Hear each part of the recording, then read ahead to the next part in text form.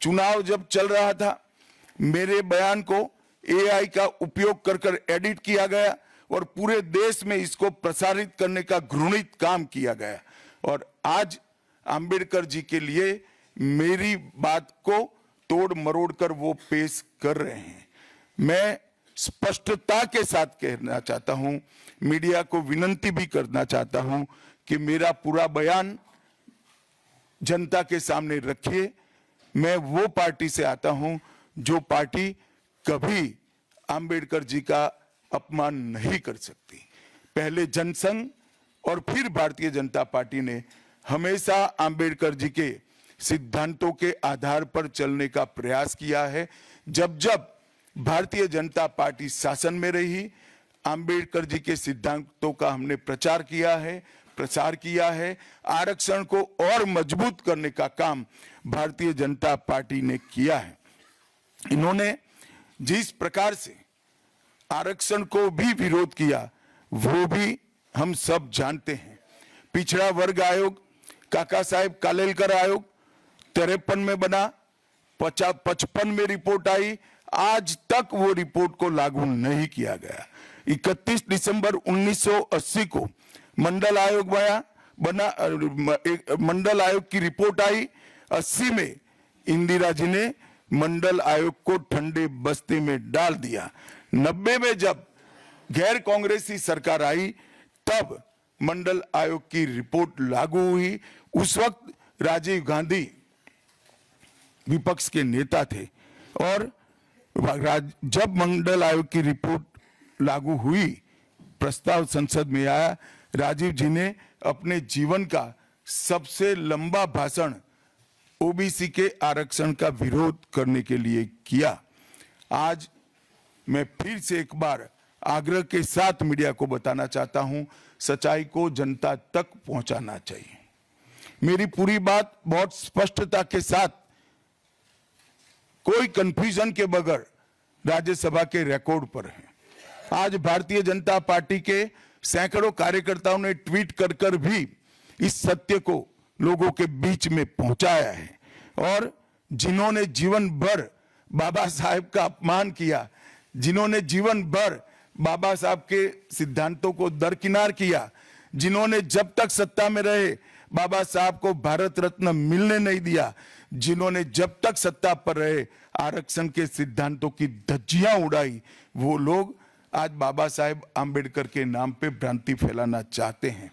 मैं कांग्रेस के अध्यक्ष खड़गे जी को भी कहना चाहता हूं, खड़गे साहब, आपका तो कम से कम दायित्व तो बनता है, क्योंकि आप उस वर्ग से आते हो जो वर्ग के लिए बाबा साहब आंबेडकर जी ने पूरा जीवन समर्पित किया। आपने कम से कम कांग्रेस के एक कुत्सित प्रयास में सपोर्ट नहीं करना चाहिए था। मुझे बड़ा दुख है कि आप भी राहुल गांधी जी के दबाव में इसके अंदर शामिल हुए हो। मित्रों, आज जब हम सब यहाँ बैठे हैं, मैं फिर से एक बार कहना चाहता हूँ, कांग्रेस के पास इस संविधान के ऊपर की चर्चा में बाबा साहेब आंबेडकर विरोधी कांग्रेस है, इसका कोई जवाब नहीं बचा। संविधान विरोधी कांग्रेस है, इसका कोई जवाब नहीं बचा। कांग्रेस आरक्षण विरोधी है, इसका कोई जवाब नहीं बचा। कांग्रेस सावरकर विरोधी है, इसका भी कोई जवाब नहीं बचा। कांग्रेस ओबीसी विरोधी है, उसका भी कोई जवाब नहीं बचा। आपातकाल का पाप कांग्रेस के ही समय में हुआ, इसका भी कोई जवाब नहीं बचा। नारी सम्मान का विरोध भी कांग्रेस ने ही किया, वो प्रस्तापित हो गया। न्यायपालिका का अपमान ही कांग्रेस ने ही किया, वो भी प्रस्तापित हो गया। भारत की भूमि को भी संविधान को दरकिनार कर विदेश को सौंपने का पाप भी कांग्रेस ने ही किया, ये भी प्रस्तापित हो गया। तब फिर से एक बार चिर परिचित अपनी पुरानी नीति पर कांग्रेस आई है और उन्होंने मेरे बयान को तोड़ मरोड़ कर आधा ही दिखाकर जनता के सामने रखना और भ्रांति फैलाने का प्रयास किया है। कृपया मेरा पूरा बयान आप सभी लोग जनता तक पहुंचाइए, तो दूध का दूध और पानी का पानी हो जाएगा। मैं उस पार्टी से आता हूं, उस संस्कृति से आता हूं जो स्वप्न में भी बाबा साहब के विचारों का या बाबा साहब के स्वयं का अपमान नहीं कर सकते। हम जानते हैं कि देश के संविधान को समावेशी बनाने में देश के पिछड़े वर्ग को, दलितों को, आदिवासियों को, गरीबों को और वंचितों को न्याय दिलाने के लिए और देश के लोकतंत्र की नींव को इतनी नीचे तक गहरी पहुंचाने में बाबा साहब का बहुत बड़ा योगदान है। पूरा देश बाबा साहब के प्रति कृतज्ञता व्यक्त करता है। कम से कम हम तो ऐसा नहीं कर सकते जिससे बाबा साहब का अपमान हो पाए। और मैं फिर से एक बार कांग्रेस के ये कुत्सित प्रयासों की घोर निंदा करता हूं और जो संविधान पर दोनों सदनों में चर्चा हुई, कम से कम भारतीय जनता पार्टी की ओर से चर्चा का स्तर मेंटेन करने का पूरा प्रयास किया गया था, विषय पर बोलने का आग्रह किया गया था और तथ्य के साथ बोलने का आग्रह भी हमारे सारे वक्ताओं ने किया था। वो सारे प्रयास पर कांग्रेस ने पानी फिरा है और मैं मानता हूं कि देश की जनता इसके इस प्रयास को भी जानती है, उनकी मानसिकता को भी जानती है और उनकी कार्य संस्कृति को भी जानती है। धन्यवाद।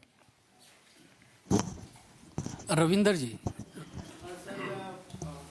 आपने जिक्र किया चुनाव में एआई का इस्तेमाल हुआ था, एक साथ था। इस बार आपने राज्यसभा बोला, सदन चल रहा था, आपने कहा कि छोटा क्लिप दिखाया गया जो दिखाया जाना पूरा बयान। क्या पार्टी या आप या संसदीय कार्य मंत्रालय से राहुल गांधी या मल्लिकार्जुन खड़गे के खिलाफ कोई प्रिविलेज नोटिस दिया जाएगा, कोई कार्रवाई करने की कोशिश की जाएगी? देखिए, मैं पार्लियामेंट के बारे में बाहर जवाब नहीं दे सकता, परंतु मैं इतना जरूर कह सकता हूं कि इसके सारे legal option Bharatiya Janata party तरासेगी।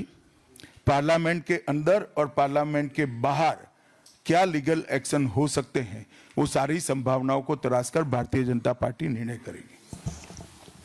आनंद पांडे जी। सर, आप जिस बयान का जिक्र कर रहे हैं, कांग्रेस पार्टी और पूरे विपक्ष ने राहुल गांधी खड़गे की अगुवाई में अंदर और बाहर प्रयास किया। वही खड़गे जी ने कहा है कि अमित शाह जी को इस्तीफा दे देना चाहिए और उस बयान के लिए माफी मांगनी चाहिए। खड़गे जी मेरा इस्तीफा मांग रहे हैं, इनको आनंद होता है तो शायद मैं दे भी दूं, मगर इससे इनकी समस्या का अंत नहीं है। अभी 15 साल तक कम से कम उनको वही जगह पे बैठना है जहां वो बैठे हैं। खड़गे साहब, मेरे इस्तीफे से आपकी दाल नहीं गलने वाली है। Neeraj ji, ABP news. Sir मेरा सवाल है, क्योंकि लोकसभा चुनाव से पहले भी संविधान विरोधी बात कही गई कि संविधान अब खतरे में है, दलितों का अधिकार खतरे में है। दिल्ली चुनाव के ठीक पहले फिर से एक बार इस मामले को उछाला जा रहा है। क्या आपको लगता है? नीरज जी, आप भूल रहे हैं, बीच में हरियाणा और महाराष्ट्र का चुनाव हो गया है और उन्होंने लहराया हुआ संविधान अंदर से कोरा था। संविधान प्रेम इनका कितना खोखला है वो एक्सपोज हो चुके हैं। एक झूठ बार बार नहीं चल सकता है, अंततोगत्वा सत्य जनता तक पहुंचता ही है।